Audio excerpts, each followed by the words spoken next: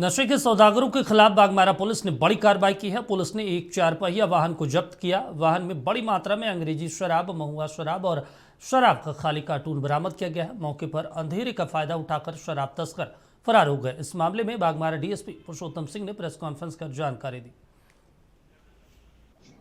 वरीय पुलिस अधीक्षक धनबाद की गुप्त सूचना के आधार पर दिनांक 6/10/2024 को रात करीब 1 बजे के करीब बरोरा थाना क्षेत्र के लेढ़ी डूमर पुल के पास हम लोगों के द्वारा जो है वाहन चेकिंग लगाया गया था, जिसमें जो है एक फोर्ड एंडेवर गाड़ी को हम लोग रोकने का प्रयास किया। तो उसमें चालक जो है गाड़ी को काफ़ी तेज़ी से भगाने का प्रयास किया। फिर पुलिस के द्वारा उसको ओवरपावर करके गाड़ी को रोका गया, जिसमें चालक जो है वो तो मौके से फरार हो गया। परंतु जब गाड़ी को हम लोगों ने सर्च किया तो गाड़ी में जो है करीब आपका 1000 लीटर जो है स्पिरिट शराब बनाने का, अंग्रेजी शराब बनाने का स्पिरिट, और उसमें जो है उसका कार्टून और कुछ देसी महुआ शराब और कुछ अंग्रेजी शराब के बोतल जो है वो बरामद किए गए हैं। पुलिस अब इसमें अग्रतर जो है अनुसंधान